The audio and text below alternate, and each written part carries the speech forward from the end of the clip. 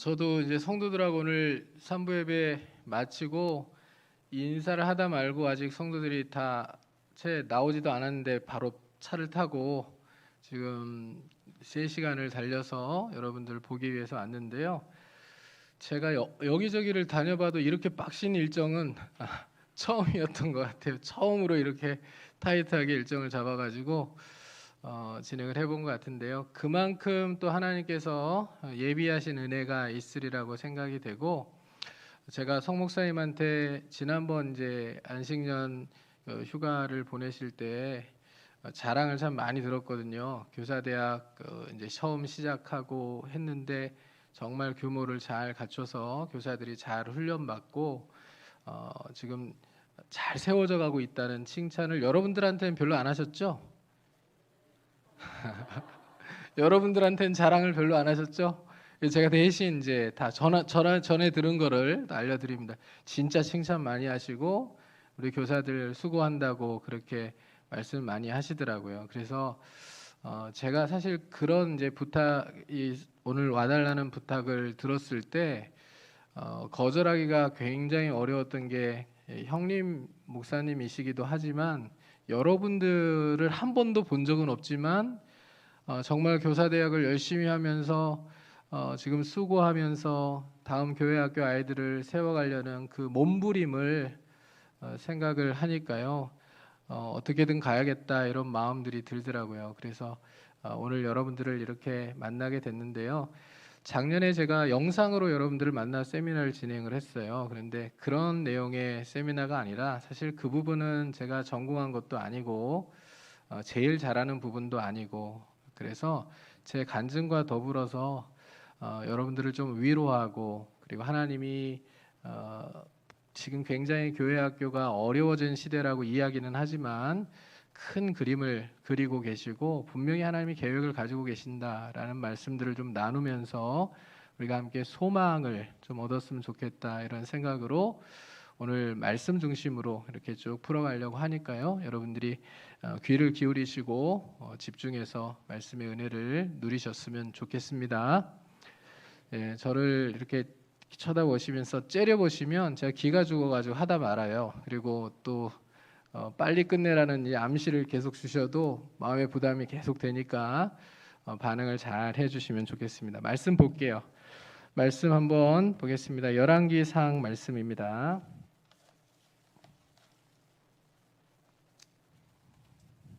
열왕기상 19장을 한번 펼쳐 보시죠.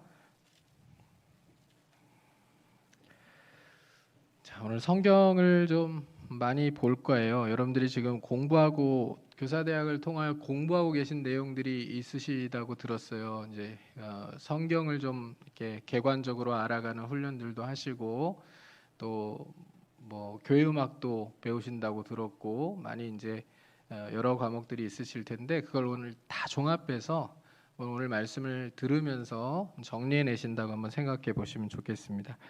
자, 열왕기상 19장 1절부터 18절까지 말씀 한번 같이 한 절씩 교독을 하겠습니다.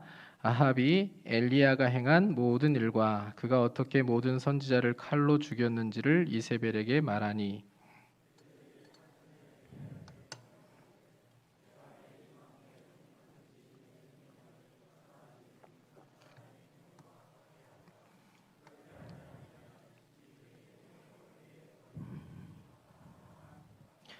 그가 이 형편을 보고 일어나 자기의 생명을 위해 도망하여 유다에 속한 브엘세바에 이르러 자기의 사환을 그곳에 머물게 하고 자기 자신은 광야로 들어가 하룻길쯤 가서 한 로뎀 나무 아래에 앉아서 자기가 죽기를 원하여 이르되 여호와여 넉넉하오니 지금 내 생명을 거두시옵소서. 나는 내 조상들보다 낫지 못하느니라 하고 로뎀 나무 아래에 누워 자더니 천사가 그를 어루만지며 그에게 이르되 일어나서 먹으라 하는지라. 본즉 머리맡에 숯불에 구운 떡과 한 병 물이 있더라. 이에 먹고 마시고 다시 누웠더니 여호와의 천사가 또 와서 어루만지며 이르되 일어나 먹으라. 내가 갈 길을 다 가지 못할까 하노라 하는지라. 이에 일어나 먹고 마시고 그 음식물의 힘을 의지하여 40주 40야를 가서 하나님의 산 호렙에 이르니라. 엘리야가 그곳 굴에 들어가 거기서 머물더니 여호와의 말씀이 그에게 임하여 이르시되 엘리야야 내가 어찌하여 여기 있느냐. 그가 대답하되 내가 만군의 하나님 여호와께 열심히 유별하오니 이는 이스라엘 자손이 주의 언약을 버리고 주의 제단을 헐며 칼로 주의 선지자들을 죽였음이오며 오직 나만 남았거늘 그들이 내 생명을 찾아 빼앗으려 하나이다. 여호와께서 이르시되 너는 나가서 여호와 앞에서 산에 서라 하시더니 여호와께서 지나가시는데 여호와 앞에 크고 강한 바람이 산을 가르고 바위를 부수나 바람 가운데에 여호와께서 계시지 아니하며 바람 후에 지진이 있으나 지진 가운데에도 여호와께서 계시지 아니하며 또 지진 후에 불이 있으나 불 가운데에도 여호와께서 계시지 아니하더니 불 후에 세미한 소리가 있는지라. 엘리야가 듣고 겉옷으로 얼굴을 가리고 나가 굴 어귀에 서매 소리가 그에게 임하여 이르시되 엘리야야 내가 어찌하여 여기 있느냐. 그가 대답하되 내가 만군의 하나님 여호와께 열심히 유별하오니 이는 이스라엘 자손이 주의 언약을 버리고 주의 제단을 헐며 칼로 주의 선지자들을 죽였음이오며 오직 나만 남았거늘 그들이 내 생명을 찾아 빼앗으려 하나이다. 여호와께서 그에게 이르시되 너는 내 길을 돌이켜 광야를 통하여 다메섹에 가서 이르거든 하사엘에게 기름을 부어 아람의 왕이 되게 하고 너는 또 님시의 아들 예후에게 기름을 부어 이스라엘의 왕이 되게 하고 또 아벨무홀마 사밧의 아들 엘리사에게 기름을 부어 너를 대신하여 선지자가 되게 하라. 하사엘의 칼을 피하는 자를 예후가 죽일 것이요 예후의 칼을 피하는 자를 엘리사가 죽이리라. 그러나 내가 이스라엘 가운데 7,000명을 남기리니 다 바알에게 무릎을 꿇지 아니하고 다 바알에게 입맞추지 아니한 자니라. 아멘. 자, 오늘 하나님은 다 계획이 있으시다라는 제목으로 말씀을 좀 여러분들과 나누려고 해요. 여러분 교사로서 지금 사명을 감당하면서 난 지금 너무너무 행복하고 기쁘고 신이 난다. 이렇게 생각되시는 분이 혹시 계십니까? 계셔요? 고개만 이렇게 하면은 제가 누군지 잘 모르게 손 한번 들어보실래요? 난 너무 가슴이 뛴다. 행복하다. 교사라는 사명이 나에게 너무너무 딱 맞는 그런 옷처럼 너무너무 행복한 직분이다. 손 한번 높이 들어보세요. 예, 한 5분, 6분쯤 계시네요. 제가 보니까 다른 교회보다 좀 많아요. 다른 교회보다 조금 많아요. 그런데 이 교사라는 사명이 이렇게 행복하다라고 얘기하시는 분들도 몇 분 계시지만 대부분 교사가 너무 힘들다, 어렵다 이렇게 느껴지잖아요. 그래서 안 하고 싶다, 매년마다 제일 안 하고 싶은 직분, 꼭 필요하지만 그런 교회에서 신청을 받으면 제일 좀 피하고 싶은 그 일 중에 하나, 봉사 중에 하나가 교사인 경우가 굉장히 많더라고요. 또 교사를 하다가도 매년 이제 저도 목회를 하니까 빈도수를 보면 다른 거 못하겠다고 얘기하는 것들보다는 교사 못하겠다고 얘기하는 경우들이 참 많아 보여요. 왜 그럴까요? 힘드니까. 그리고 아이들이 내가 열심히 하는 만큼 좀 반응해주고 따라주고 그러면 참 좋겠는데 애들이 그렇지 않거든요. 애들이 교사 마음을 전혀 몰라줘요. 맞죠? 이게 대답을 안 하시면 진도가 안 나가요. 애들이 내 마음을 좀 알아주면 진짜 좋겠는데 내 마음을 잘 몰라줘요. 연락을 하면 연락이라도 받아주면 좋은데 받아주지도 않죠. 카톡을 보내면 씹어버리죠. 익십 이런 거 하잖아요. 씹어버리죠. 특히 청소년부는 아이들 이제 분반 공부라도 한번 하려고 하면 거기 벽에다 대놓고 얘기를 하는 것 같아요. 정말 쉽지가 않거든요. 그러니까 낙심이 되는 거예요. 내가 열심을 내면 낼수록 반응은 뭐 별 다르지 않으니까 열심을 내면 낼수록 내 마음대로 뭐가 안 되는 것 같아서 실망하고 그만두고 싶은 생각이 더 많이 든다는 거죠. 제가 걱정되는 부분이 이 지점이에요. 교사대학을 여러분들이 열심히 하세요. 교리도 배우고요. 또 신구약 성경 공부도 하고요. 개론도 배우고요. 다 열심히 배워요. 그리고 나서 내가 이렇게 잘 준비해가지고 아이들 만나서 공과도 더 잘 준비해서 잘 전하면 애들 반응이 막 폭발적으로 일어나면 좋겠는데 똑같아요. 애들이 안 변해요. 그러면 이제 내가 열심히 한 만큼 낙심하게 되는 경우들이 많이 생기거든요. 이제 그 지점이 우려가 되는 거예요. 그래서 그런 상황이 생기더라도 괜찮다.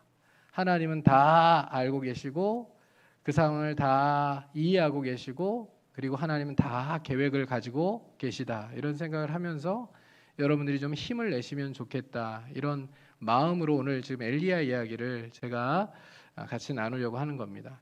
사실 오늘 19장의 엘리야의 모습은 굉장히 낯설어요. 17장에 엘리야가 딱 성경에 등장하는 그 장면에는요, 엘리야가 굉장히 위대한 영웅처럼 등장해서 아합이라는 왕 앞에서 하나님의 말씀을 대언하여 선포하거든요. 두려움이 조금도 없습니다. 그리고 18장에 가면 어떤 일들이 일어납니까? 우리가 잘 아는 놀라운 일들을 행하잖아요. 갈멜산에서 바알 선지자, 아세라 선지자 850과 혼자 붙어요. 1대 850의 싸움. 그 놀라운 싸움에서 전혀 두려워하지 않아요. 낙심하지 않아요. 절망하지 않아요. 나 혼자라고 그렇게 하나님 앞에 뭔가 하나님 왜 나 혼자만 남았습니까? 이런 얘기들을 한 적이 없어요. 담대하죠.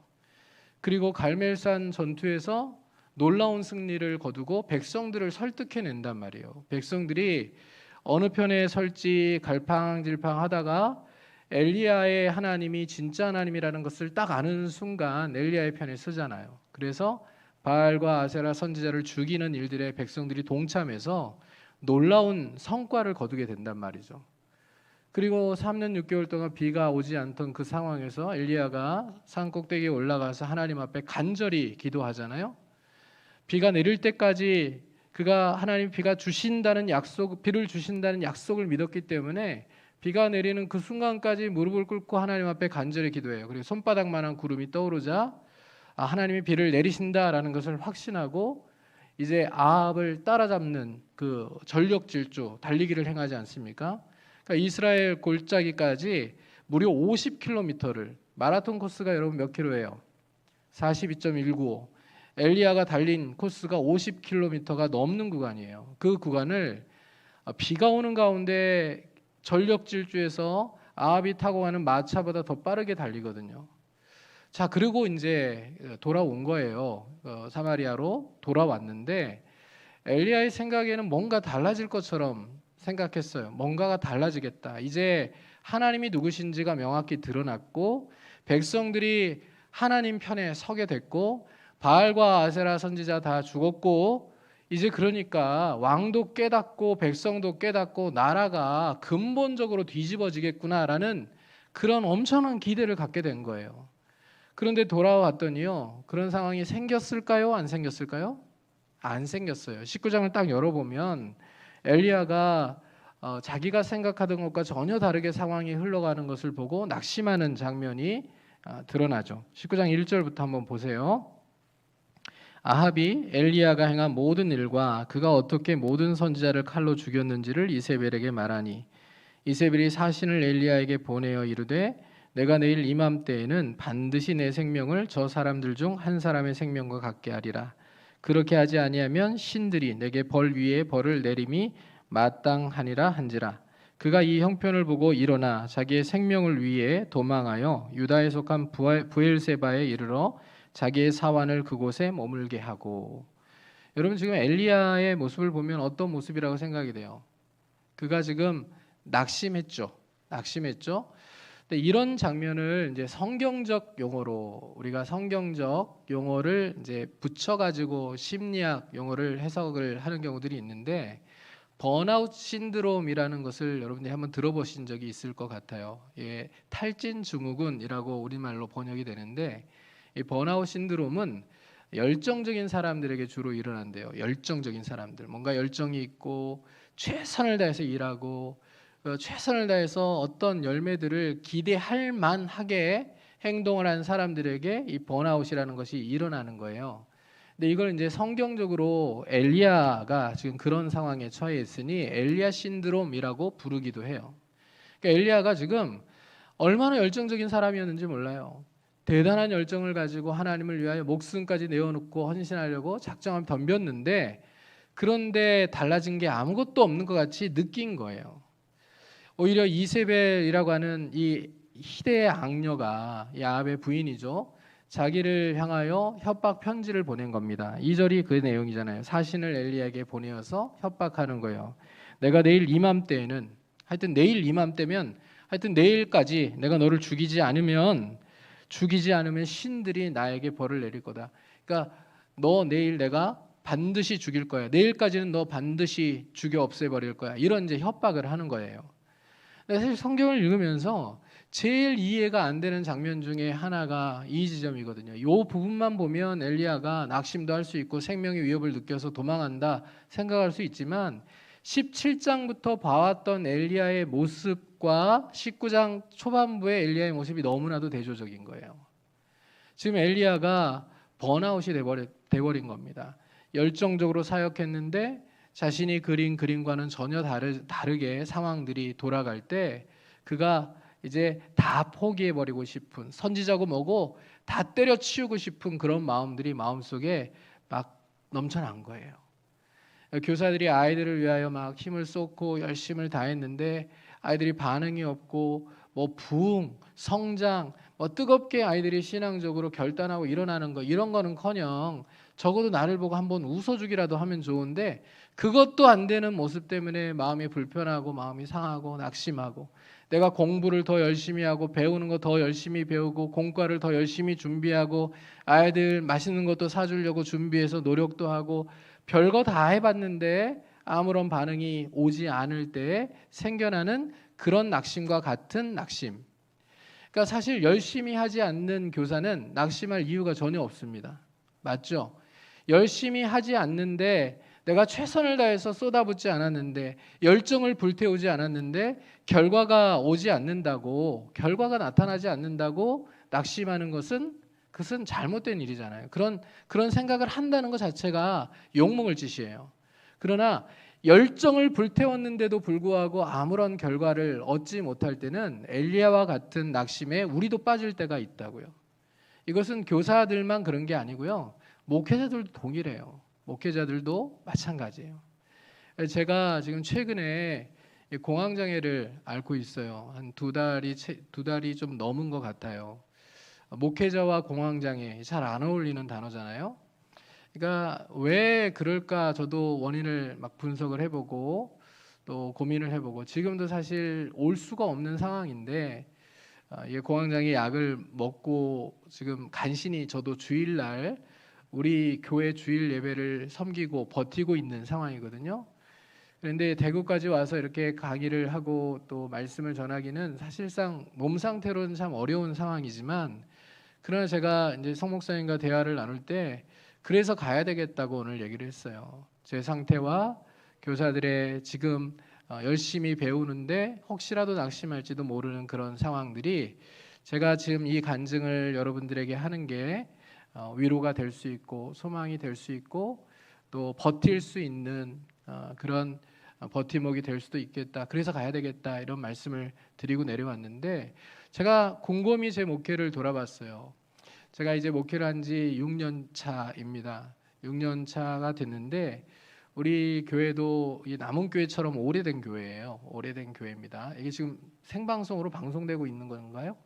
우리 교인들이 들으면 안 되는데 70년 된 교회예요. 70년, 우리가 72주년을 이제 지나가고 있는 교회인데 전통 있는 교회죠. 여기도 70주년을 지금 지나가고 있다고 들었어요.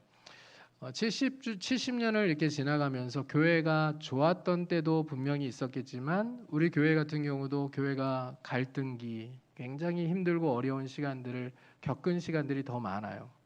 그래서 제가 부임하기 직전까지 한 20년의 기간은 교회가 분쟁과 또 서로 나눠져 가지고 서로 미워하고 싸우고 다툼하던 그런 시기였어요. 그런 식의 이제 부임해서 교회의 여러 어려움들 좀 생중계된다니까 제가 생생하게 다 스토리를 다 말은 못하지만 하여튼 힘들었겠다 이렇게 생각하시면 됩니다. 그런 이제 상황들을 2년간 수습을 하고 코로나가 터진 거예요. 코로나 터지고 코로나 때 어느 교회, 남은 교회도 잘했겠지만 어느 교회보다도 정말 멋지게 아름답게 코로나의 상황 위기를 돌파하고 교회가 견뎌냈어요. 지금 현재 우리 교회는 아무런 걱정과 아무런 어려움이 없습니다. 평안합니다. 정말 최고로 좋은 상태예요. 그런데 이제 담임 목사인 저는 공황 장애를 앓고 있는 거죠. 아이러니한 상황이에요. 그래서 성도들이 물어봐요. 목사님 이제 우리 교회 평안하고 좋고 그런데 왜 아프세요? 우리 교회 목사님만 건강하시면 아무런 문제가 없을 것 같아요. 이렇게 얘기를 하거든요. 제가 아내하고도 대화를 계속 나누면서 또 제 스스로 하나님 앞에 묻고 기도하면서 왜 그럴까라는 생각을 해보니까 결론이 하나인 거예요. 뭐냐면 저는 우리 교회가 어려운 시기를 통과하고 또 코로나도 잘 지나가고 5년 동안 정말 생명을 다하여 말씀을 준비하고 가르치고 전했으니 지금보다는 지금도 성도들 생각에는 이만큼은 잘한다라고 생각하지만 지금보다 훨씬 더 좋아야 된다는 생각이 제 마음속에 있었던 거예요. 훨씬 더 뜨겁게 반응해야 되고 훨씬 더 뜨겁게 기도해야 되고 훨씬 더 뜨겁게 말씀에 대한 사모함을 가지고 말씀을 배워야 되고 그리고 하나님의 일에 열정을 내야 되고 봉사해야 되고 그리고 교회 중직자들은 이제 코로나 시기 포스트 코로나를 지나면서 더 앞에서 선두에 서서 뒤처진 성도들을 이끌고 열정적으로 우리 더 신앙생활을 코로나 이전보다 더 열심히 하자고 독려하고 앞에서 그렇게 해야 될 것처럼 생각이 되는데 막상 딱 담임 목사로서 보게 되는 모습은 그런 모습이 아니라 코로나와 타협한 모습. 코로나가 이제 지나가는 동안에 이제 익숙해져 버려서 코로나 시기를 지나면서 적당히 오히려 신앙을 적당히 갖고 또 예배를 드리는 것도 내 상황과 내 형편과 여건에 따라서 온라인으로도 언제든지 예배를 드릴 수 있겠구나 이런 생각들을 갖고 교회에 나오는 것도 주일 성수의 개념이 이전과는 달라졌고 주일 성수도 내가 여행을 가고 싶거나 아니면 이 일이 있을 때는 다른 곳에 가서 온라인으로 예배를 드리면 된다 이런 생각들로 마음이 채워져 버린 것 같은 거예요. 그래서 아무리 기도하자고 아무리 우리가 하나님 앞에 더 모여서 지금이 더 중요한 때니까 몸부림쳐야 되는 그런 때라고 호소하고 이야기를 해도 반응하지 않는 그런 모습들을 보게 된 거죠. 근데 그것에 마음이 상하고 낙심하고 이게 속도가 안 난다. 뭔가 지금 더 가야 되는데 열심히 해줘야 되는데 반응이 오지 않는다라는 생각이 드니 제가 제풀에 지쳐버린 것 같아요. 지금 엘리야 신드롬에 저도 마찬가지로 걸려 있는 거죠. 지금 사실 공황장애를 앓으면서 여러 고민들을 했어요. 때려칠까? 그만둘까? 오라고 하는 교회가 있으면 딴 교회로 갈까? 우리 교회보다 열정적인 그런 교회가 있으면 그런 교회에 가서 목회를 하면 차라리 낫지 않을까? 이런 생각이 들기까지 하는 거예요. 그만두고 그냥 쉬면 좋겠다. 몸이 나을 때까지 그냥 좀 회복의 시간들을 가지면 좋겠다. 이런 마음들이 내게 너무 많이 드는 거예요. 근데 이런 게 하나님이 원하시는 마음이 아니겠죠. 그렇죠? 하나님 원하시는 마음이 아니겠죠. 엘리야의 모습을 통해서 한번 살펴보자고요. 엘리야가 이세벨이 자기를 죽이려고 한다는 얘기를 듣고 진짜 겁을 먹었을까요? 3절 말씀을 보면 그렇게 보여요. 그가 이 형편을 보고 일어나 자기의 생명을 위해 도망하여 유다에 속한 브엘세바에 이르러 자기의 사환을 그곳에 머물게 하고 이렇게 돼 있는데 자기 생명 때문에 정말 그렇게 엘리야가 생각한 것처럼 보여요. 겁먹은 것처럼. 근데 엘리야가 그 이전에 어떤 시간들을 보내왔는지를 생각하면 이건 말이 안 돼요. 이해가 안 되는 장면 중에 하나예요. 엘리야가 엘리야 신드롬에 지금 걸리지 않았더라면 엘리야는 절대 이런 상황에 위축되거나 겁먹을 사람이 아니라는 거죠.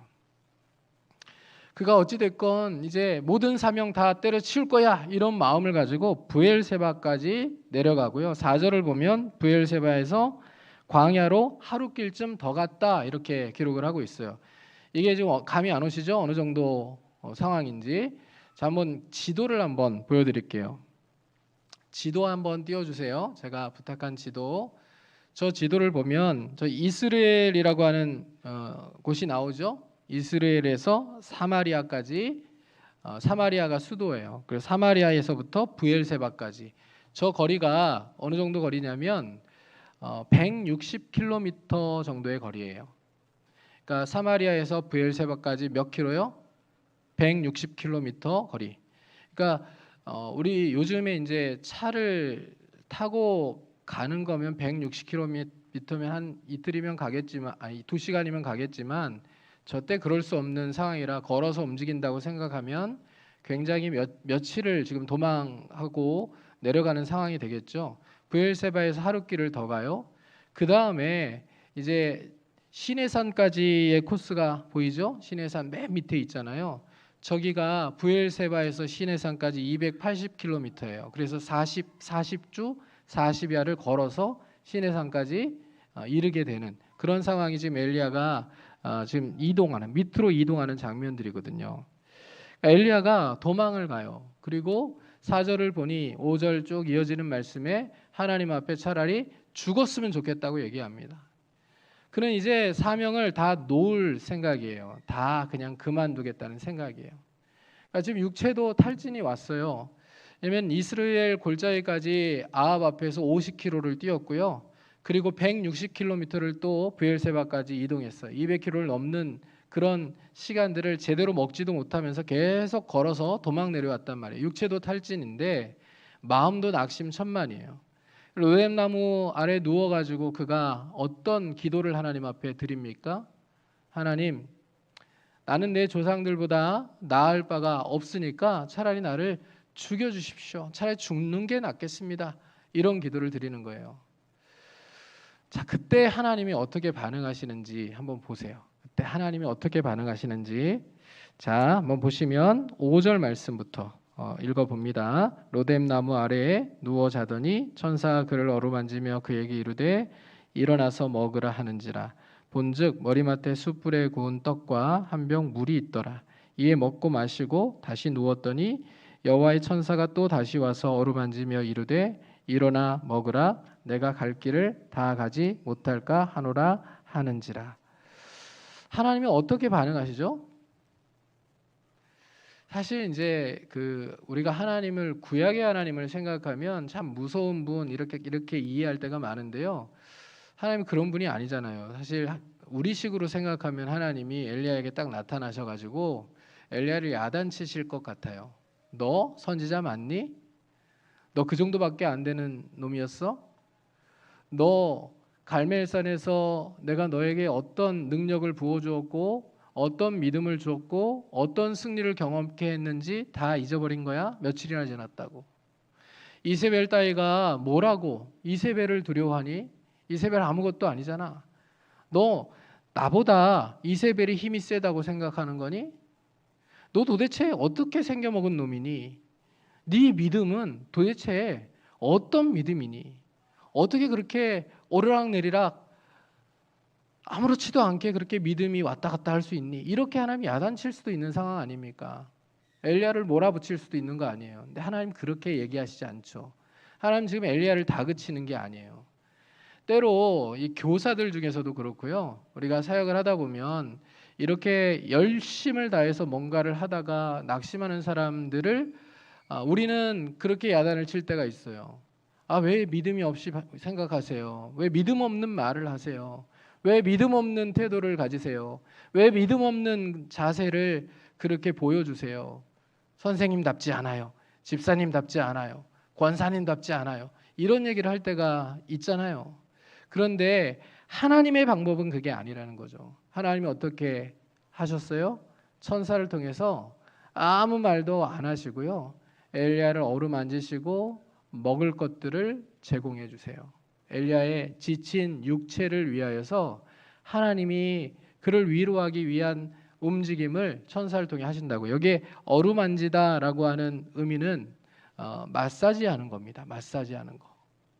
그러니까 지금 엘리야가 얼마나 지쳤겠어요. 200km를 넘는 그런 구간을 걸었으니 여러분 걸어보세요 한번.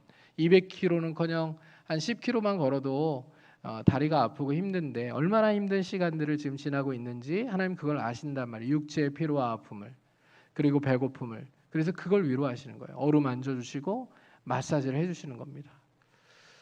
여기도 지금 마사지가 필요한 분들이 좀 많이 계신 것 같으니까 앞에 계신 분들 이성이 아니라면 한번 안마를 좀 해주세요. 마사지 한번 해주시고 잠을 좀 깨워주세요. 모가지를 꽉꽉 눌러주세요. 네.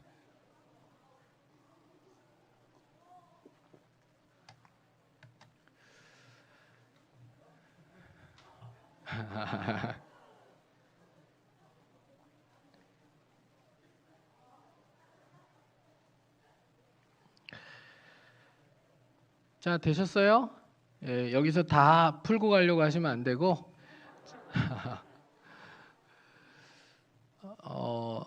이렇게 하나님의 방법이 먹여주시고 그리고 마사지해 주시는 방법이라는 것을 딱 우리가 간파를 했다고 하면 여기에 지친 교사들이 보일 때 서로에게 어떻게 해주면 좋겠다라는 게 딱 생각나시죠?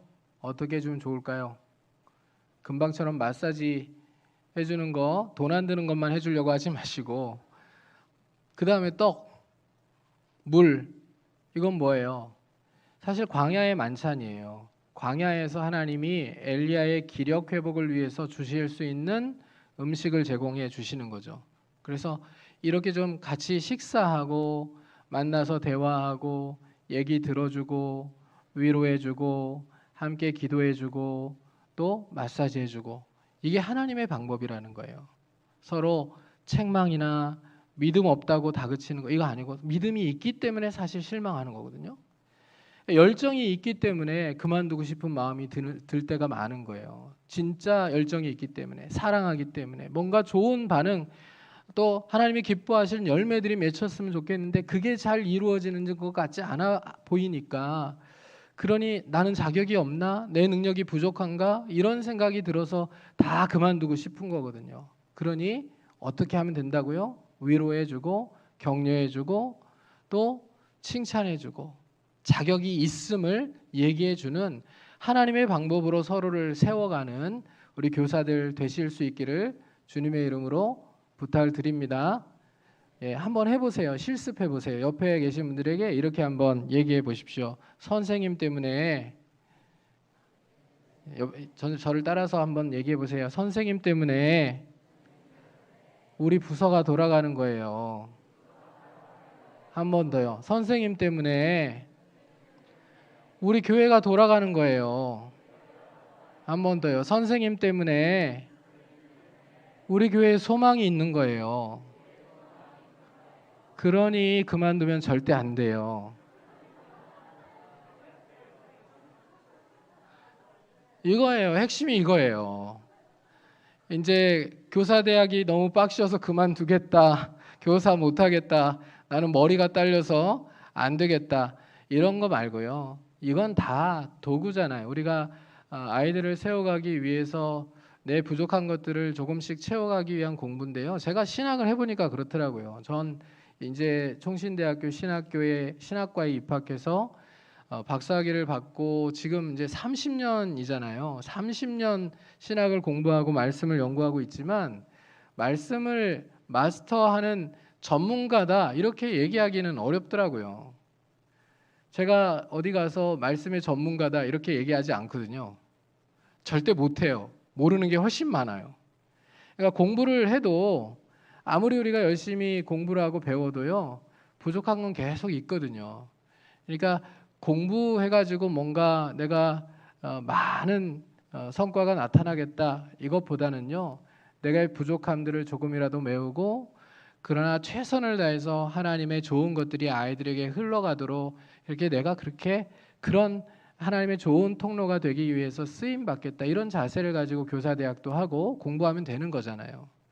그러니까 내가 뭔가를 다 하려고 생각하면 엘리야처럼 낙심하게 되는 거예요.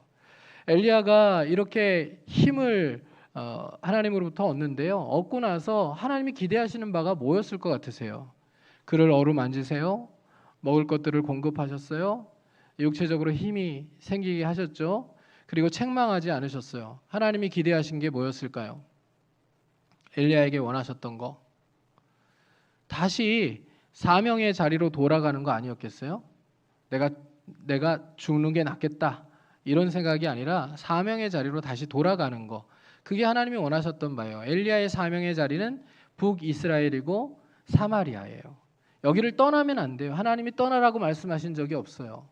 그럼 여기를 떠나면 안 돼요. 떠나면 안 되는데 자기가 자기 열정대로 막 노력하다가 자기가 원하는 그림이 완성되지 않고 그려지지 않는다고 지 마음대로 떠난 거예요. 사명의 자리를. 그래서 하나님이 기대하신 것은요. 엘리야가 회복돼서 사명의 자리로 돌아가는 거였어요. 7절을 한번 보세요. 7절을 보시면 여호와의 천사가 또 다시 와서 어루만지며 이르되 일어나 먹으라 내가 갈 길을 다 가지 못할까 하노라 하는지라 이렇게 돼 있죠. 여기 갈 길이라고 하는 요 말 앞에 요 단어 앞에 그를 붙이면 정확한 번역이에요. 그 갈 길이에요. 그 갈 길. 그러니까 이 길은 딱 한 길이에요. 네가 갈 길이라고 하는 그 길은 딱 한 길이에요. 어떤 길이냐면 엘리야가 사명의 자리를 버리고 도망왔던 바로 그 길, 사명의 자리로 돌아가는 그 길이에요. 이게 하나님의 기대예요. 근데 엘리야가 어떻게 행동하나요? 이 번아웃 신드롬, 엘리야 신드롬에 사로잡힌 이 엘리야는 고집이 굉장히 세졌어요. 하나님이 말씀하시는데도 불구하고 하나님의 의도가 분명함에도 불구하고 그는 하나님의 말씀에 순종하지 않아요. 그 갈 길, 다시 사명의 자리로 돌아가지 않고 오히려 하나님이 그를 어루만지시고 먹을 것들을 공급해 주시고 힘이 생기게 하셨는데 자기 길을 가요. 그 길, 사명의 자리가 아니라 자기 갈 길을 가는 거예요. 그 자기 갈 길을 간 게 8절 내용입니다. 8절의 내용을 한번 보시죠. 이에 일어나 먹고 마시고 그 음식물의 힘을 의지하여 40주 40야를 가서 하나님의 산 호렙에 이르니라. 다시 한번 지도를 보여주세요. 한번 보여주세요. 자, 저기 브엘세바로부터 해가지고 저 시내산까지, 저게 호렙산이거든요. 호렙산인데 저기까지 280km의 거리예요. 이걸 40주 40야를 간 거예요. 그러니까 계속해서 40일 동안 걸어가지고요. 호렙산까지 갔는데 저 길은 하나님이 원하시는 길이에요? 아니에요?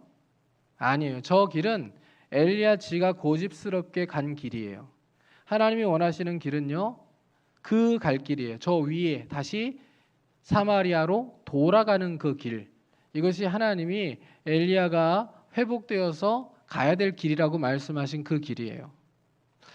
여러분 번아웃 신드롬, 엘리야 신드롬에 사로잡힌 사람들은요. 여기서 벗어나지 않으면 특징을 보이게 되는데 하나가 지독히 고집스러워진다는 거예요. 누가 말을 해도 듣지 않아요.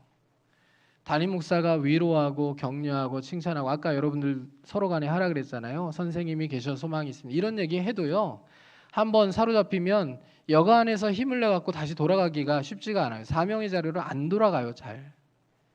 지독히도 자기 갈 길을 가려고 고집하게 된다는 거예요. 그리고 상황에 대해서 두 번째 특징이 상황에 대해서 왜곡하게 돼요. 상황에 대해서 왜곡한단 말이에요. 사실과 거짓을 구분을 못해요. 엘리야의 모습 가운데도 그 모습이 보여지는 거예요. 같이 한번 볼게요. 엘리야가 호렙산에 가서 한 굴에 머뭅니다. 구절을 보면 엘리야가 그곳 굴에 들어가 거기서 머물더니 굴에 머무는데 하나님께서 이제서야 그에게 말씀하십니다. 이렇게 물으시는 거죠. 엘리야야 내가 어찌하여 여기 있느냐라고 물으세요. 하나님의 이 질문의 의도가 뭘까요, 여러분?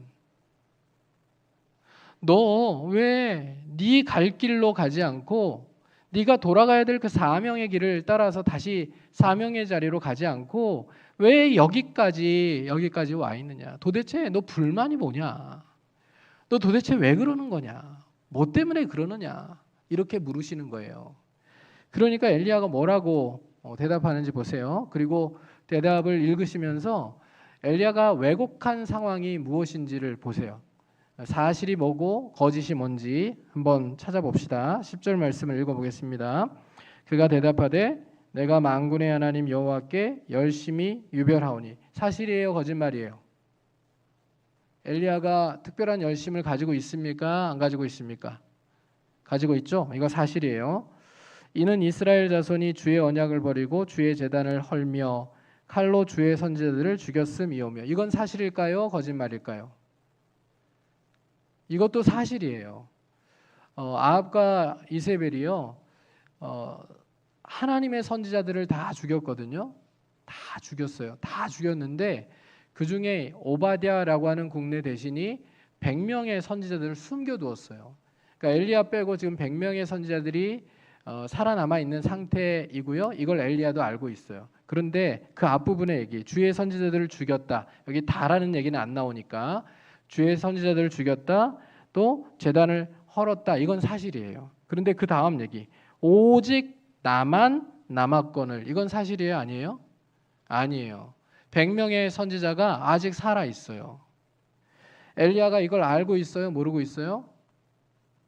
엘리야가 알고 있어요. 100명의 선지자를 하나님이 살려두신 것 엘리야가 알고 있어요. 이미 만났어요. 국내 대신 오바댜를 이미 만났습니다. 오늘 본문 앞부분에 보면 18장 갈멜산 전투가 일어나기 바로 직전에 오바댜를 만나서 엘리야가 지금 모든 백성과 또 선지자들과 아합을 갈멜산에서 만나자고 그렇게 제안하는 장면이 나오거든요. 그러니까 엘리야가 알고 있어요. 선지자들이 살아있다는 거. 그런데 왜 이렇게 얘기를 하죠? 왜 이렇게 얘기를 하죠? 번아웃 신드롬에 사로잡혀 있으니 상황이 정확히 보이지 않는 거예요. 그들이 내 생명을 찾아 빼앗으려 하나이다. 이것은 사실일까요? 아닐까요? 지금 그들이라고 표현하고 있는데 여기 그들이라고 하는 것은 백성과 왕과 모든 이스라엘 사람들을 다 의미하는 건데요. 사실 지금 엘리야의 생명을 빼앗으려고 하는 존재는 이세벨 하나뿐이에요. 백성들은 이미 갈멜산 전투를 통해서 엘리야 편에 서서 바알과 아세라 선지자를 죽이는 일들에 동참했단 말이에요. 그러니까 제 엘리야가 사실과 거짓을 제대로 구분을 못하는 거예요. 이게 교사들에게도 동일하게 나타나요. 하나님의 사람들에게도. 내가 뭔가 열정적으로 일을 하다가 내가 이렇게 낙심하는 상황에 이르게 되면 사람들이 다 나를 싫어해. 사람들이 다 나만 빼고 자기들끼리만 얘기하고 자기들끼리만 일하는 걸 좋아해. 이렇게 상황을 왜곡할 때가 있고요.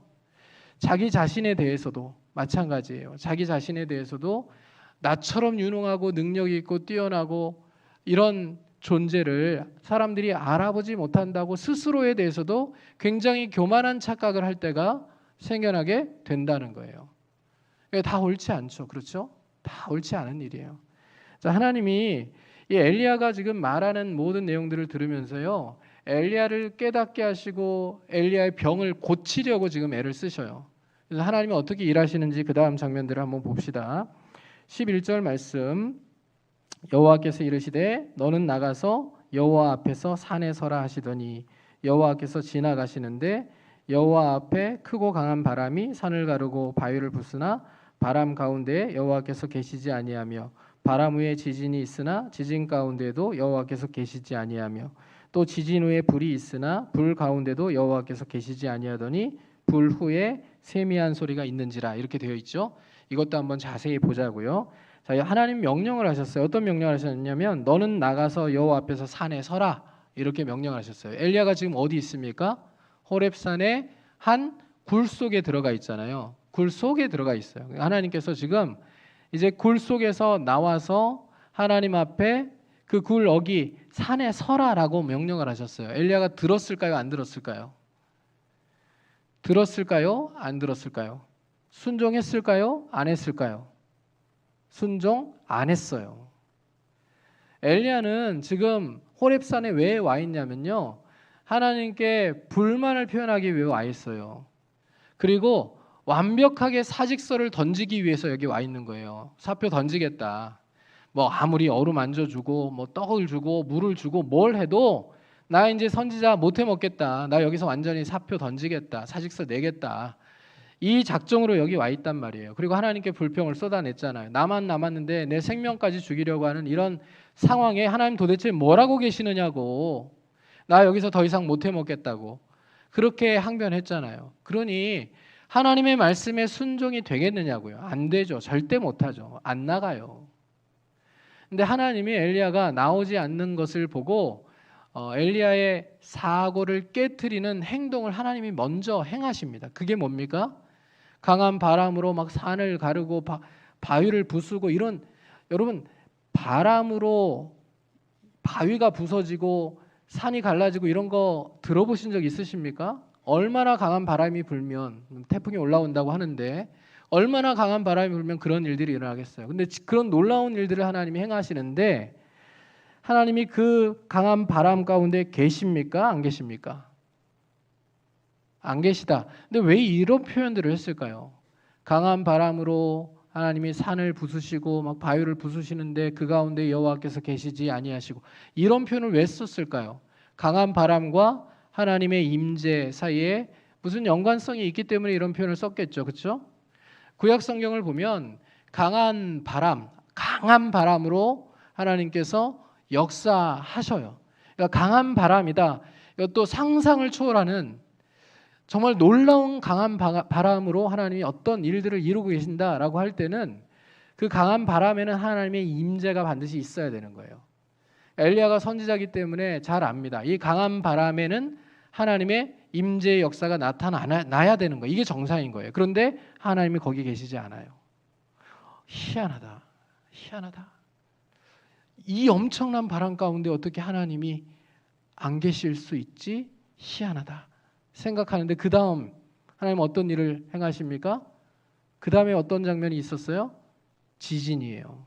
큰 지진이 일어나서 막 땅을 가르고 그러는데 거기에도 여호와께서 계시지 아니하셨다 이렇게 돼 있어요. 마찬가지로 이 지진도 하나님의 임재의 상징이에요. 그러니까 이 지진이 강하게 나타나면 거기에는 하나님의 임재가 나타나야 되는데 근데 거기에도 하나님이 안 계세요. 엘리야가 어떤 생각을 했겠어요? 이상하다. 정말 이상하다. 희한하다. 세 번째요. 이제 명백하게 우리도 너무나도 잘 알고 있는 하나님의 임재의 명확한 상징 불. 이건 지금 엘리야가 여기 와 있는 호렙산에서 모세가 부름 받을 때도 하나님이 불 가운데서 모세에게 말씀하셨잖아요. 이거 강한 불이다. 불 가운데는 하나님이 반드시 계셔야 되는 거예요. 이제 딱 불이 보여요. 그럼 이제 엘리야가 어떤 생각을 했겠어요? 그 다음에 불 딱 보이는 순간 강한 바람에는 하나님이 안 계셨어. 임재가 안 나타났어.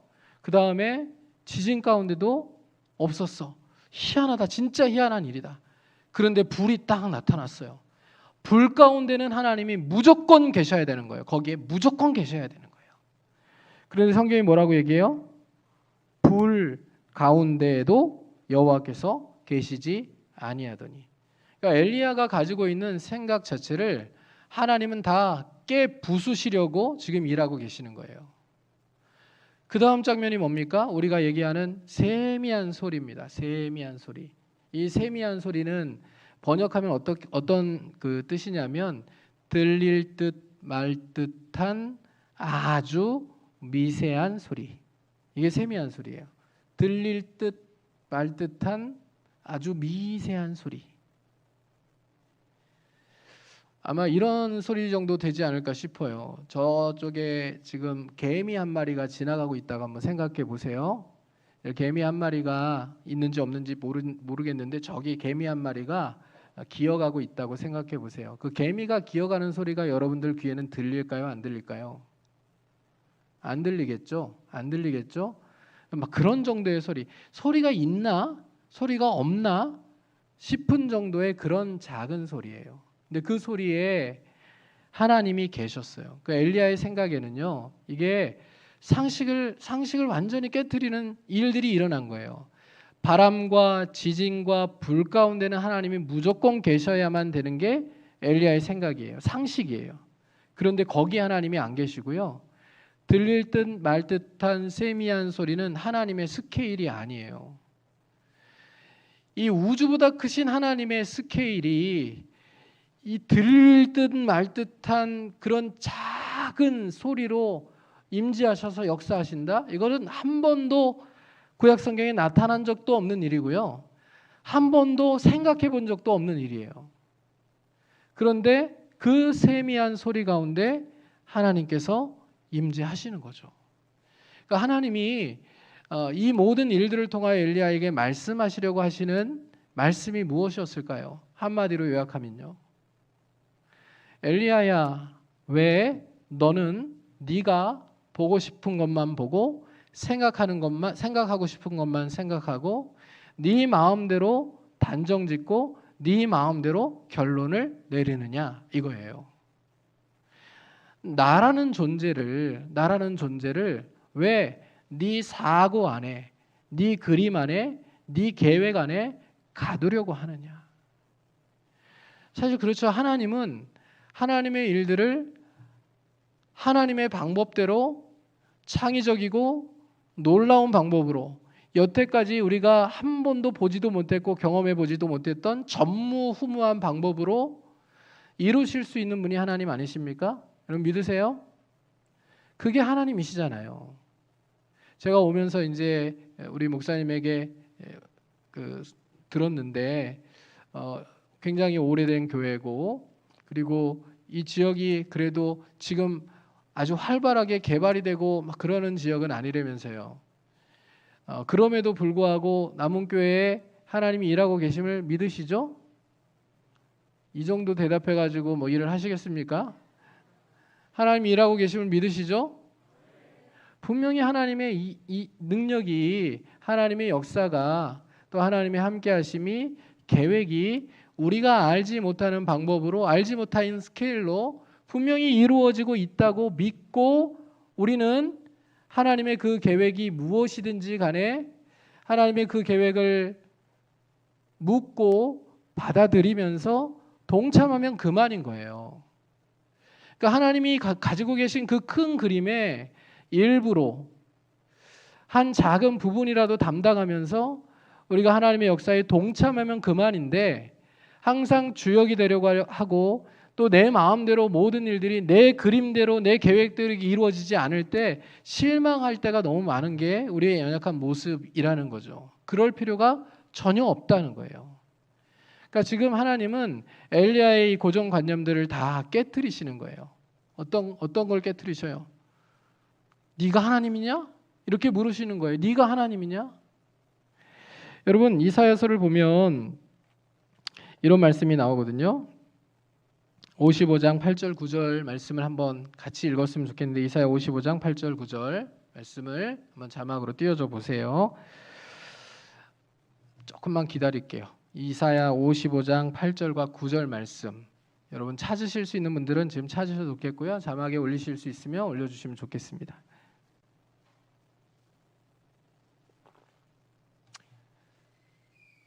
찾으셨죠? 예, 역시 교육을 잘 받은 교사들이라 금방 찾습니다. 자, 읽습니다. 55장 8절 9절 말씀. 이는 내 생각이 너희 생각과 다르며 내 길은 너희의 길과 다름이니라. 여호와의 말씀이니라. 이는 하늘이 땅보다 높음같이 내 길은 너희의 길보다 높으며 내 생각은 너희의 생각보다 높으니라. 아멘입니까? 그러니까 하나님의 계획이요, 하나님의 생각이요, 항상 우리보다 뛰어나다라는 생각들을 가지고 하나님의 그 그림이 무엇이든지 간에 그 그림의 일부로 우리가 쓰임 받는 것, 그것을 소망하며 살아야 되지. 내 그림을 내가 스스로 막 그려놓으면서 내 그림을 완성해 달라고 하나님께 떼쓰는 게 그게 우리가 해야 될 모습이 아니라는 거죠. 지금 엘리야는 자기가 그려놓은 그림이 있어요. 갈멜산에서의 놀라운 승리 장면 이후에 이스라엘이 완전히 개혁되고 뒤집어져서 하나님의 나라가 되는 것, 그리고 나쁜 이 역사상 가장 나쁜 노무로 알려진 이 아합과 이세벨 이 두 부부가 그 왕좌를 뺏기고 처참하게 무너져 내리는 것, 당장 지금 당장 그런 일들이 일어나는 게 엘리야가 그리고 있는 그림이었단 말이에요. 근데 그 그림이 이루어지지 않으니 엘리야는 낙심하고 죽기를 바라고 사명 다 내던지겠다고 저 호렙산까지 내려가 가지고 그 유난을 떨고 있는 겁니다. 근데 하나님의 생각은 분명히 엘리야의 생각과 달랐죠. 하나님의 생각이 더 뛰어난 생각이라는 것은 우리가 분명히 인정을 해야만 되는 거예요. 제가요, 사실 여기 근처에 미군 부대 있잖아요. 미군 부대가 있죠. 제가 벌써 25년쯤 전인데 여기서 근무할 뻔했어요. 그래서 근무할 뻔했습니다. 제가 카투사로 군대를 군복무를 했는데 이것도 제 생각과 제 길과는 전혀 다르게 하나님이 일하신 결과였어요. 그거 잠깐 나눌게요. 제가 군대 가는 게 너무 시간이 아까워가지고요. 지금은 그런 생각 안 합니다. 저도 아들이 있지만 군대 반드시 보낼 겁니다. 대학을 떨어지면 군대부터 보내려고 생각을 하고 있는데 군대를 갔다 와야 되겠다 이런 생각을 갖고 있지만 제가 군대 갈 당시에 이 군에서 보내는 2년 6개월의 시간이 너무 시간을 낭비하는 것 같다라는 생각이 들어서 좀 특별한 방식으로 군대를 가고 싶었어요. 그러니까 지금은 이제 카투사를 하려면 시험을 보잖아요. 그냥 이렇게 토익이나 시험을 이렇게 넣어가지고 뺑뺑이 돌리거든요.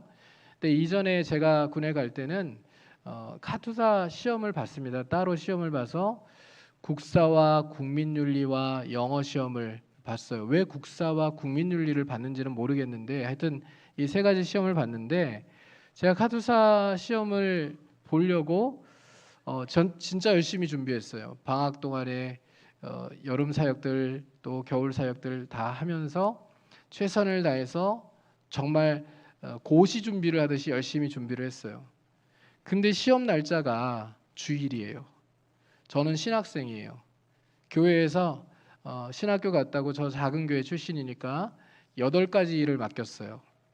저도 교사였어요 그때. 근데 주일날 시험 1년을 넘게 시험을 준비했는데 주일날 시험을 보러 가야 되나 말아야 되나 이게 고민이 되는 거예요. 갔을까요? 안 갔을까요? 갈 수가 없었어요.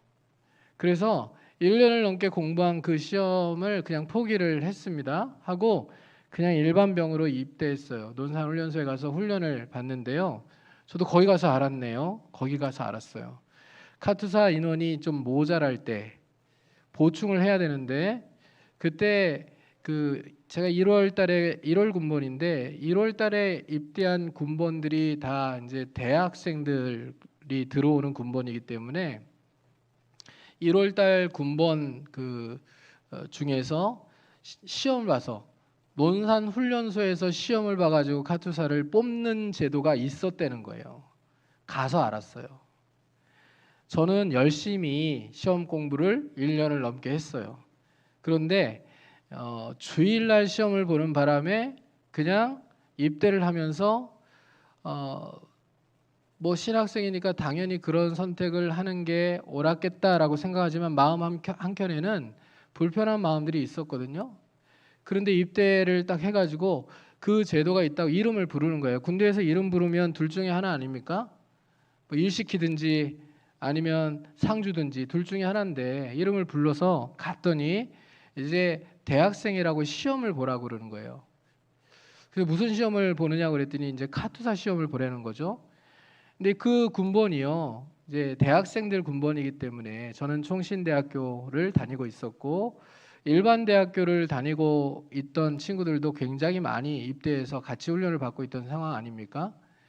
같이 시험을 보는데 만일에 똑같이 시험 공부를 안 하고 시험을 봤다면 제가 그 시험에 붙었을 확률이 있었을까요? 없었을까요?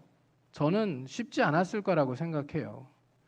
뭐 그 당시만 해도 서울대, 연고대 다니던 학생들이 제 같이 훈련소 동기들로 들어와 가지고 굉장히 다수가 있었기 때문에 쉽지 않았을 거라고 생각해요. 근데 공부를 저만 했어요. 공부를 카투사 고시를 저만 준비하고요. 다른 사람들은 다 그냥 기본 실력으로 본 거죠. 그래서 제가 됐을까요? 안 됐을까요? 됐죠. 돼서 기도를 했어요. 어떤 기도를 했을까요? 하나님, 제가 이왕에 이제 카투사가 됐는데 하나님께서 이런 길들을 열어주셔서 너무 감사한데 제가 이전에 원망했던 건 좀 죄송해요. 그런데 이 기도도 좀 들어주세요. 그러면서 또 기도를 한 게 있어요. 어떤 기도를 했냐면 이왕에 카투사가 됐으니 군종병이 되면 참 좋겠다. 미군 부대에 군종병으로 섬기면 이 군목과도 좀 친해질 수 있고 나중에 미국 유학 갈 때도 도움이 될 수 있고 여러 가지 계산들을 하면서 제가 기도를 열심히 했습니다. 기도를 진짜 열심히 했어요. 근데 이게 시험 성적 순대로 시험을 보는 성적 순대로 보직이 결정이 되는데 제일 위가 뭐냐면 의료병이에요. 메딕이에요. 의무병들. 왜냐하면 사람의 생명을 다루는 일들이기 때문에 그래도 영어가 제일 잘 되고 돼야 되기 때문에 의무병이 제일 점수가 높아요. 제가 의무병이 될 확률은 별로 없어요.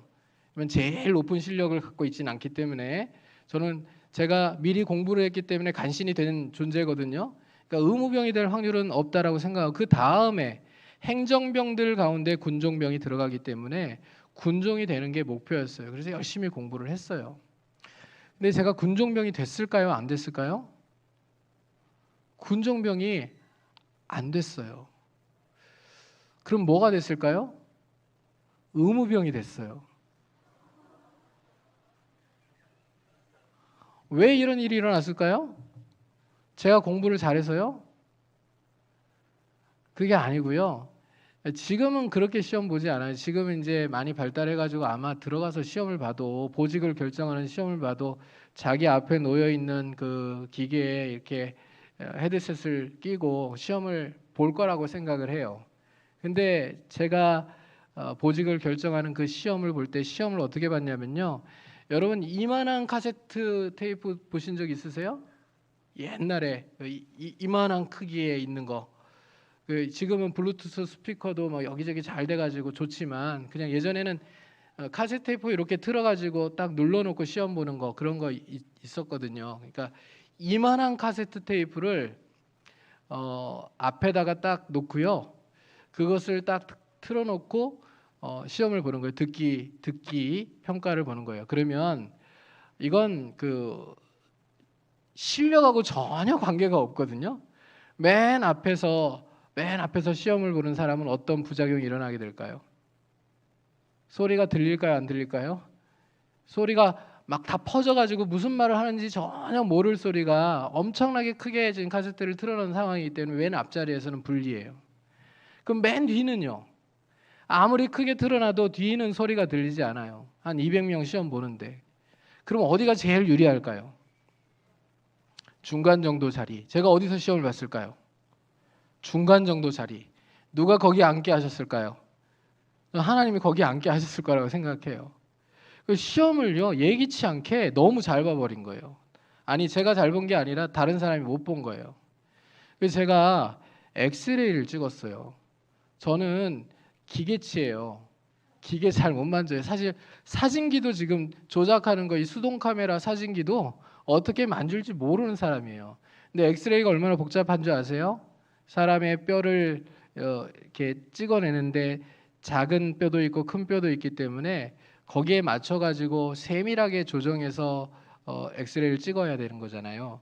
기계치란 말이에요. 전혀 잘 몰라요. 그러니까 이해가 안 돼서 몇 날 며칠 제가 하나님께 물었어요. 하나님 왜 군종병이 아니고 엑스레이 병입니까? 저 엑스레이랑 아무 상관없는 사람인데 왜 엑스레이를 찍게 하셨습니까? 몇 날 며칠 물었는데요. 한 6달쯤 지난 다음에 답을 찾았어요. 6달쯤 지난 다음에. 그 답이 뭐였을까요? 여러분 미군 부대 군종병이 저는 되게 좋을 줄 알았어요. 그냥 제 생각이었어요. 제 그림. 미군 부대 군종병이 되면 미군 그 목사님들과 대화도 나누고 그러면서 유학길도 열리고 이렇게 했으면 영어도 배우고 하면 좋겠다 이런 생각들을 제가 혼자 한 거죠. 누가 그렇게 가르쳐 준 게 아니고요. 사실 가서 보니까요. 교회 이 체프를 같이 쓰는 거예요. 여호와의 증인도 쓰고 또 천주교도 쓰고 또 기독교도 쓰고 다 같이 쓰는 거예요. 예배당을 같이 공유해요. 군종병은 혼자예요. 혼자 천주교 신부님도 상대해야 되고요. 섬겨야 되고요. 목사님도 섬겨야 되고요.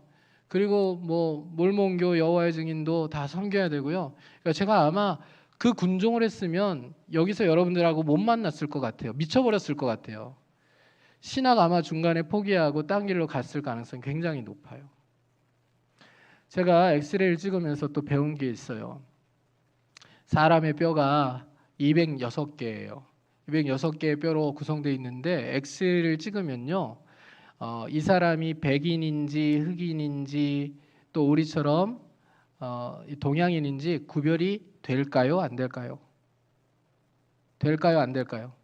안 돼요. 전혀 안 돼요. 사진만 가지고는 구별이 안 돼요. 그냥 추측은 할 수 있어요. 그런데 이 흑인들 같은 뼈를 가진 동양인들도 있고요. 동양인들 같은 뼈를 가진 남아프리카에 사는 사람들이 있고요. 그래서요, 뼈를 가지고는 구별이 전혀 안 돼요. 이 사람이 돈 많은 사람인지 가난한 사람인지 구별이 될까요? 안 될까요? 안 돼요. 전혀 안 돼요. 제가 배운 게 있어요. 사람을 겉모습으로 판단하는 것은 그건 사람들의 굉장히 잘못된 습관일 뿐이고, 하나님이 보시기에 우리가 이럴 수 있겠구나. 가난하든 부하든 키가 크든 작든 하나님 보시기에 인간은 다 동일한 존재예요. 하나님을 사랑하고 섬기면 다 귀한 아들 딸들이고요. 또 하나님을 믿지 않으면 하나님이 구원하셔야 될 가슴 아픈 영혼들에 불과하다는 것을 알게 하신 거예요. 깨닫게 하신 거예요. 제가 군종병이 된 것보다 훨씬 많은 것을 하나님이 깨닫게 하셨고 보게 하셨고 알게 하신 거예요. 그래서 제가 지금도 목회를 하면서 사람을 외모로 판단하지 않아요. 평가하지 않아요. 그리고 가진 것을 가지고 사람 뭐 많은 것을 가졌다 적게 가졌다 그걸 가지고 사람을 보지 않아요. 이게 엑스레이를 찍으면서 배운 아주 중요한 뼈에 새겨진 교훈인 거예요. 하나님이 제게 큰 은혜를 주셨고 목회하는데 아주 필요한 놀라운 교훈을 허락해 주신 거죠. 그러니까 하나님의 생각은, 하나님의 계획은 항상 내 생각보다 뛰어나다 그리고 온전하다라는 것을 받아들이는 것이 하나님의 사람들로서 우리가 가져야 되는 생각이라는 것을 잊지 않았으면 좋겠고, 교사들로서도 마찬가지예요.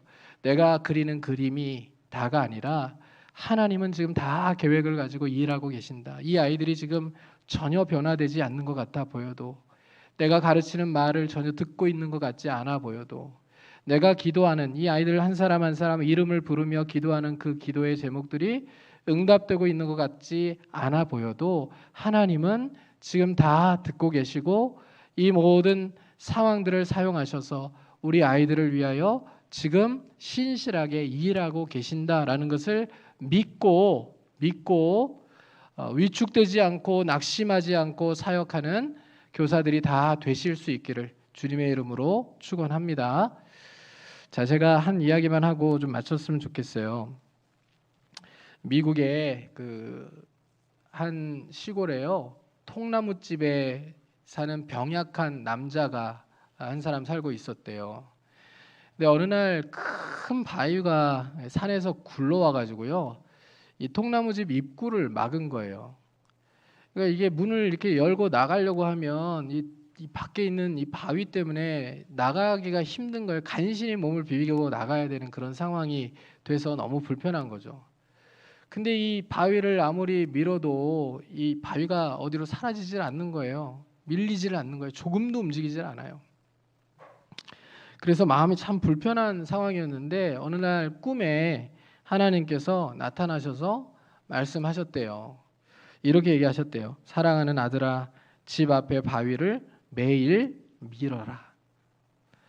이 남자는요, 병약해서 매일같이 기침하고 매일같이 이 약한 몸 때문에 골골대는 그런 남자였는데 하나님께서 어떤 명령을 주신 거예요? 꿈속에서 매일같이 바위를 틈만 나면 밀으라고. 그렇게 말씀하신 거예요. 그래서 그가 이제 이 바위를 밀면 내 집 앞을 이렇게 막고 있는 이 바위가 사라지겠지. 하나님 말씀하셨으니까 뭔 일이 일어나겠지 생각하면서 매일같이 틈나는 대로 바위를 밀었다는 거예요. 8개월 동안. 8개월이 지난 다음에 이 바위가 얼만큼 움직였을지를 재봤어요. 얼만큼 움직였을까요? 8개월 동안 틈나는 대로 밀었는데 바위가 얼만큼 움직였을까요? 1cm도 움직이지 않은 거예요. 그러니까 이게 화가 났어요. 아니 바위를 밀라 그래서 밀었는데 바위가 어떻게 1cm도 움직이지 않을 수가 있느냐고 이제 화가 나서 하나님께 따져 물었죠. 그러니까 하나님께서 이렇게 대답하셨다는 거예요. 나는 내게 바위를 옮기라고 말한 적이 없다. 맞아요, 틀려요? 하나님 아까 뭐라고 말씀하셨죠? 바위를 매일같이 밀어라 라고 말씀하셨죠? 하나님이 그렇게 말씀하신 거예요. 나는 너에게 바위를 옮기라고 말한 적이 없다. 그냥 바위를 밀라고 말했을 뿐이다. 이렇게 하나님 말씀하시면서 이렇게 그에게 또다시 지시하셨어요. 가서 거울로 네 모습을 좀 보렴이라고 하나님이 지시를 하셨고 그가 가서 거울에 자기 모습을 비춰봤는데요. 8개월 전에 병약하던 자신의 모습이 사라져버린 거예요. 없어졌어요. 건장하고 지금은 잠도 잘 자고 기침도 안 하고 아주 건강한 남자가 되어서 서 있는 자기 자신의 모습을 거울에 비친 자기의 모습을 보면서 확인하게 된 거죠. 그러니까 하나님의 계획을 이 사람은 뭐라고 받아들인 거예요? 자기 집 앞에 있는 돌을 밀어서 옮기는 것이라고 생각한 거고요. 하나님의 원래 계획은 무엇이었어요? 그 바위를 매일 미는 운동을 시켜서 이 사람의 건강을 회복시키는 것이 하나님의 계획이고 뜻이었다는 거죠. 그러니까 항상 우리가 이 사람처럼 생각할 때가 너무나도 많은 거예요. 내 마음대로 하나님의 말씀을 읽으면서도 자기 주관적으로 말씀을 읽고 해석하면서 이게 하나님이 가지고 계신 큰 그림인지 아닌지 그런 거 생각도 안 하고요. 자기한테 딱 맞춰가지고 상황화를 해서 하나님을 제한하는 거죠. 그리고 자기식으로 생각하는 거죠. 그리고 그게 응답이 되지 않고 그게 내 마음대로 되지 않으면 엘리야처럼 낙심하고 실망하고 하나님을 원망하는 거죠. 근데 그런 일들은 우리 교사들이 하지 않았으면 참 좋겠어요. 항상 하나님의 계획이 무엇인지를 좀 물어봤으면 좋겠고요. 하나님의 뜻이 무엇인지를 물어봤으면 좋겠고요. 심지어 내가 낙심되고 내 마음이 불편하고 마음이 상할 상황이 되면 그때조차도 하나님이 다 계획하고 계시다. 하나님이 다 알고 계신다. 그리고 하나님이 뭔가 이유가 있으시겠지. 무슨 뜻이 있으시겠지. 한번 그 끝까지 하나님이 어떤 일들을 행하시는지 내가 순종하며 따라가 보자. 이런 마음들을 가지고 마지막 순간까지 순종하며 나아가는 믿음의 사람들이 되실 수 있기를 주님의 이름으로 축원합니다. 자, 그러면 이제 마지막 부분 이제 한번 생각해 보자고요. 하나님이 다시 세미한 소리 가운데서 엘리야에게 물어요. 엘리야야, 내가 어찌하여 여기 있느냐라고 묻는데요. 엘리야의 대답이요, 고집스럽게도 똑같아요. 앞에 얘기했던 것과 똑같아요. 근데 성경을 읽을 때는요, 우리가 뉘앙스를 읽어야 되거든요. 뉘앙스를. 앞에 하나님이 이제 굴 속에 있는 엘리야에게 나타나셔서 어째 내가 여기 있느냐 이렇게 물을 때 엘리야가 하나님 앞에 얘기했던 그 순간 10절에는 내가 만군의 하나님 여호와께 열심히 유별하오니 이는 이스라엘 자손이 주의 언약을 버리고 주의 제단을 헐며 칼로 주의 선지자들을 죽였음이오며 오직 나만 남았거늘 그들이 내 생명을 찾아 빼앗으려 하나이다. 이 얘기를 할 때는 목소리가 크게 하나님께 따지듯 얘기했을 거예요. 그러나 세미한 소리 가운데 하나님께서 일하고 계신다, 역사하고 계신다. 자기의 생각과 다르게 하나님이 일하실 수 있는 분이다. 하나님의 생각은 자기의 생각과 다르고 하나님의 길은 자기의 길과 다르고 하나님의 계획은 자기의 계획과 다르지만 하나님의 것이 훨씬 더 뛰어난 것이다라는 것을 받아들인 이후에 이 질문을 들었을 때 엘리야의 대답은 문자적으로는 똑같아요. 문자적으로는 똑같이 대답합니다. 14절을 보면 그가 대답하되 내가 만군의 하나님 여호와께 열심히 유별하오니 이는 이스라엘 자손이 주의 언약을 버리고 주의 제단을 헐며 칼로 주의 선지자들을 죽였음이오며 오직 나만 남았거늘 그들이 내 생명을 찾아 빼앗으려 하나이다. 문자적으로는 똑같아요. 그러나 뉘앙스는 완전히 달라요. 앞에는 하나님께 따져 묻듯이 막 거친 소리로 하나님 앞에 토해낸 거고요. 뒤는요 기어 들어가는 목소리로 이야기한 내용들이에요. 왜요? 하나님이 어떤 분이신지 알았거든요. 하나님은 자기와 다르게 일하실 수 있는, 어떤 방법으로든지 역사하실 수 있는, 하나님은 자기 계획과 생각을 뛰어넘어서 하나님 자유대로 하나님 능력으로 일하실 수 있는 분임을 그가 알게 되었거든요. 그러니 기가 죽어서 기어 들어가는 목소리로 얘기하는 거죠. 여러분, 이 장면이 엘리야가 회복되는 장면인 거예요. 자, 이 장면 끝에 하나님께서 이제 엘리야에게 다시 돌아갈 사명을 주시는 거잖아요. 자, 하나님의 계획이 무엇인지 알려주세요. 15절부터 보면 여호와께서 그에게 이르시되 너는 내 길을 돌이켜 광야를 통하여 다메섹에 가서 이르거든 하사엘에게 기름을 부어 아람의 왕이 되게 하고 너는 또 님시 아들 예후에게 기름을 부어 이스라엘의 왕이 되게 하고 또 아멜무올마 사밧의 아들 엘리사에게 기름을 부어 너를 대신하여 선지자가 되게 하라. 하사엘의 칼을 피하는 자를 예후가 죽일 것이요 예후의 칼을 피하는 자를 엘리사가 죽이리라. 하나님의 계획이 있으세요? 없으세요? 있으시죠.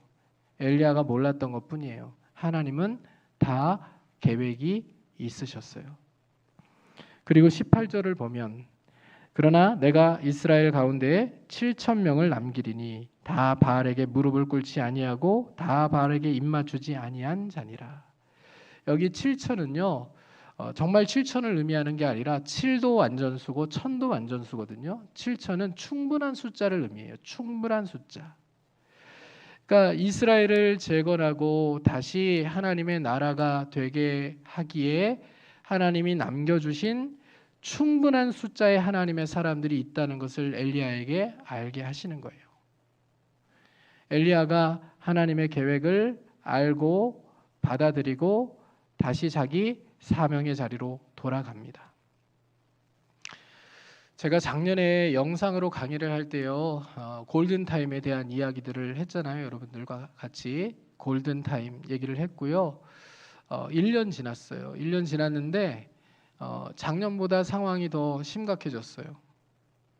최근에 나온 이제 며칠 한 이틀 전에 나온 한국교회 트렌드 2023이라는 책을 어제 제가 받아왔거든요. 나오자마자 주문해서 이제 받았는데 목회 데이터 연구소하고 또 기아대책하고 같이 연구해서 만들어낸 책이에요. 그 책을 보면 한국교회 상황이 더 열악해지고 더 힘들어졌어요. 진짜 다음 세대가 심각해졌어요. 이제 주일학교가 없는 교회가 65%가 아니고요. 75%를 넘어가요. 그래도 남은 교회는 지금 주일학교가 있는 교회 아니에요. 그렇죠? 전국의 25% 안에 드는 교회. 아니 그것보다 더 상위 퍼센트에 들 수 있는 교회예요. 그러니까 이 위기의 시기를 지금 지나가고 있고 골든타임을 이야기하고 있지만 그러나 이렇게 교사대학을 열정적으로 진행하고 어떻게든 다음 세대가 소망이라는 거 이것을 기억하고 주님 오시는 그날까지 이 남은 교회가 주님께 쓰임받는 교회가 되게 하기 위하여 다음 세대 이 신앙의 계대가 끊어지지 않게 하려고 몸부림을 치고 있는 우리 교사들이 있는 한 하나님의 분명한 역사가 우리 교사들을 통하여 이 남은 교회를 통하여 이 대구 전 지역을 복음화하는 놀라운 역사로 이어지게 될 줄로 믿습니다. 그것을 믿고 힘을 내고요. 하나님의 그림이 무엇인지를 계속해서 생각하면서 내가 그 그림의 일부가 되는 것을 기뻐하는 그런 교사들로 사명을 마지막 순간까지 감당해 가실 수 있었으면 좋겠어요. 우리 교회도 70년이 넘는 교회인데 매년마다 교사를 수급하는 문제가 가장 힘든 문제고요.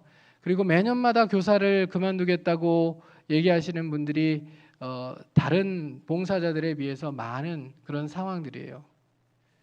그러나 동일하게 제가 우리 교사들에게도 이야기해요. 우리가 힘에 부치는 일들을 감당하지만 어차피 이 일들은 하나님의 일이고, 하나님의 일은 하나님이 하나님의 능력으로 하나님의 방법대로 우리를 사용하셔서 이 일을 하시는 것뿐이지 우리가 하는 게 아니라고. 그저 하나님이 알아서 하실 수도 있는 일 아닙니까? 그렇죠?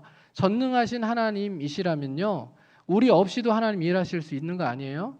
그러나 하나님이 항상 사람을 통하여 일하기를 즐거워하시고 기뻐하시는 분이세요. 그러니까 하나님이 우리를 한 사람 한 사람 이렇게 택하셔서요, 우리를 하나님이 사랑하시는 아이들을 세워가는 그런 하나님의 축복의 통로로 쓰신다고 불러주신 게 우리에게 얼마나 감사한 일인지 몰라요.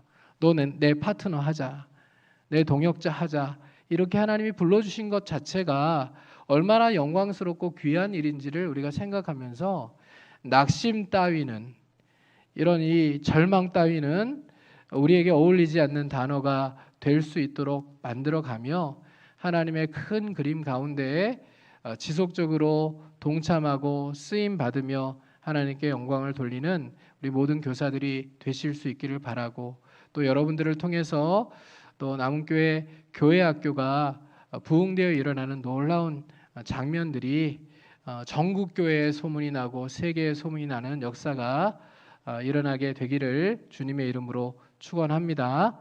자, 우리 옆에 계신 분들에게 이렇게 다시 한번 이야기 했으면 좋겠습니다. 당신 때문에 우리 교회 소망이 넘칩니다. 잘 될 겁니다. 제가 기도할게요. 이것도 따라하시라고 한 건데 기도를 하시려고 가고 싶으신 거군요, 지금. 네. 서로 위해서 기도 좀 하시라고요. 네, 제가 기도해 드릴게요. 그런 말이에요. 자, 저도 서울 가서요, 계속 기도할게요. 잘 되기를 기도하겠습니다. 교사대학도 너무 스트레스 받지 마시고요. 어차피 다 몰라요. 어차피 다 외워지지 않아요. 그리고 시험 봅니까? 네, 시험 안 보잖아요. 시험 안 봅니까, 진짜로? 예. 봐요? 예, 보는 것도 있고 안 보는 것도 있어요? 낙제도 있어요? 낙제 없어요? 예, 그럼 됐잖아요. 우리도 지금 제자 훈련하는데 시험 본다 그러면 막 경기를 일으키더라고요. 근데 시험 봐요. 낙제는 없어요. 일단 한다는 것 자체가 너무 귀하고 예쁘잖아요. 그러니까 그 마음을 하나님 보시고요. 내가 부족하든 능력이 넘치든 그게 그거예요. 아무리 잘해도 모르는 게 더 많은 거고요. 아무리 몰라도요, 그래도 다 모르지는 않는 거예요. 그러니까 교사대학 진행하시면서 기쁨으로 배우시면 좋겠어요. 내가 모르는 걸 하나라도 더 알았다. 이게 큰 기쁨이 되고요. 그 안 것을 아이들에게 선하게 흘려보내는, 그렇게 가르칠 때 또 하나님이 하실 일들을 기대하는 그런 마음으로 교사대학도 잘 진행하시고 더 아름답게 세워가시고, 또 여러분 한 사람 한 사람이 행복한 교사들 다 되실 수 있기를 주님의 이름으로 축복합니다. 자, 이제 제가 진짜로 기도할게요. 예. 하나님 아버지 감사합니다. 귀한 교사들을 말씀으로 섬길 수 있도록 인도해 주셔서 감사합니다.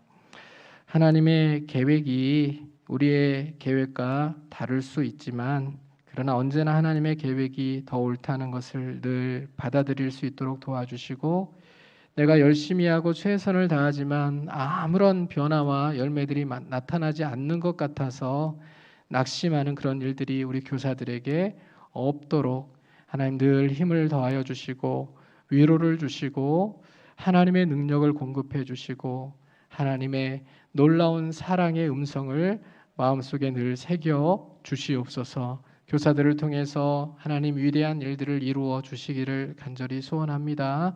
교회 학교가 무너져가고 있는 이때, 한국교회가 정말 위기의 시간을 지나가고 있다고 말하는 이때에 남은교회의 이 교사대학을 통하여 또 교사들을 통하여 다음 세대가 살아나는 역사가 있게 해주시고, 대구 지역을 넘어서 온 한국교회의 소망이 되는 교회로 든든히 세워져 갈 수 있도록 축복하여 주시옵소서. 우리 성 목사님 지혜 주시고 또 능력을 부어 주셔서 교회를 목양하고 이끌어 가는데, 우리 교사들을 또 세워 가는데 부족함이 전혀 없도록 도와주시고, 하나님의 놀라운 계획 가운데 아름답게 쓰임 받는 귀한 목사님, 또 위대한 목사님, 또 하나님의 마음을 시원케 해드리는 귀한 목사님 되실 수 있도록 도와주시고, 온 당회와 모든 장로님들과 모든 중직자들과 온 성도들이 마음을 합하여 주님 오시는 그날까지 건강하고 또 아름답게 주님의 귀한 역사를 이루어가는 교회를 세워나갈 수 있도록 축복하여 주시옵소서. 예수님의 이름으로 감사하며 축복하며 기도하옵나이다. 아멘.